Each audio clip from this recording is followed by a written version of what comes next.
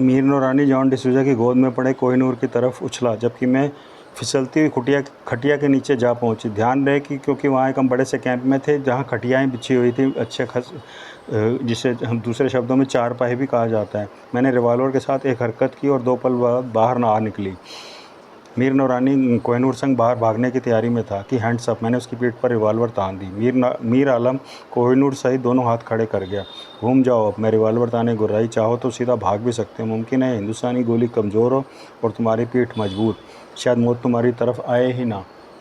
मीर नूरानी मेरी धमकी के तहत सिहरता हुआ मेरी तरफ घूमा। उसकी हिम्मत न पड़ी कि भाग सके। जाहिर है मैंने पीछे से गोली मार देनी थी। इधर आओ, मैं चहकी। मेरे बाएं हाथ में रिवॉल्वर थी और दाईं मुट्ठी बंद थी जो पीठ से लगी थी। बदन पर मेरे वैसा ही कोई कपड़ा न था।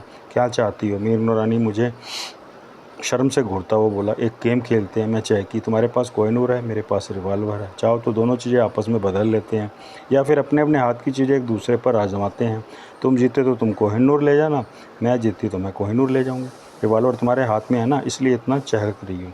मैंने तो पहले ही ऑप्शन दी, कोहिनूर दे दो, रिवॉल्वर तुम ले लो। मीर नूरानी सोच में पड़ गया। मुझे पता था वो क्या सोचेगा।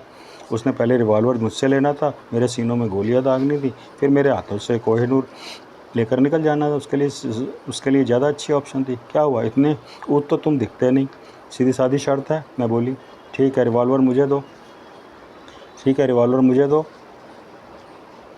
कहते हुए उसने कोहिनूर मेरी तरफ उछाल दी। मैंने रिवॉल्वर उसकी तरफ उछाल दी। मैंने कोहिनूर लपक लिया, उसने रिवॉल्वर लपक ली।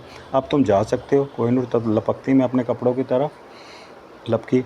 अभी कहाँ जाने मन? मीर ने रानी रिवॉल्वर मेरी ओर तानते बोला। अब मैं नहीं, तुम जाओगी। जहाँ से? मैं अपनी लॉन्जरी ऊपरली लॉन्जरी पहनती चहकी। मुझे तुमसे यही उम्मीद थी। तभी मीर नूरानी ने मुझ पर फायर झोंकने शुरू कर दिए। फ़िश फ़िश फ़िश, मुझे तुमसे ये भी उम्मीद थी। मैंने अपनी पैंटी पहनते उसे अपनी बंद मुट्ठी खोल कर दिखाई। ये रही गोलियां। मैंने खटिया के नीचे जाते ही रिवॉल्वर में से गोलियां निकाल ली थी।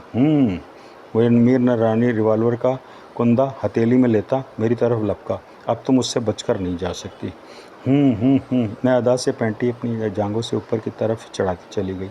अगले ही पल रिवॉल्वर का भारी कुंदा मेरी कनपटी की तरफ बढ़ा। रामजादी, उसकी आवाज़ गूंजी मीर नूरानी की। धड़ाक। मैंने उसी पल उसका रिवॉल्वर वाला हाथ अपने बाएं हाथ की कलाई पर रोका और दांत चबाए। कभी खाया है क्या? मीर नूरानी का मुंह भाग से खोला। ये।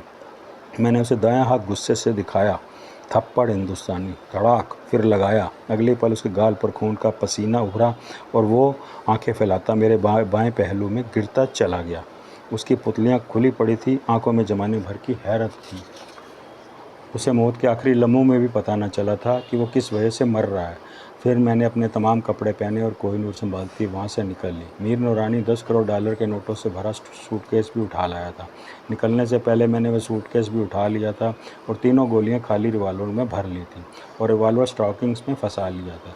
मुझे उम्मीद थी कि वहाँ नैंस बॉन्ड जॉन डिसूजा और मीर नूरानी के गुर्गों की अच्छी तरह पैकिंग कर चुका होगा और कर्नल सैमी का पार्सल बनाकर इंग्लैंड जाने की तैयारी कर रहा होगा। बहरहाल मैं अपनी पेलियों में अपनी अपार्टमेंट की तरफ भागी जा रही थी। पिछली सीट पर 10 करोड़ का सूटकेस पड़ा था और मेरी गोद में कोहिनूर। मुझे नहीं पता था कि घर पर एक नई मुसीबत मेरा इंतज़ार कर रही है।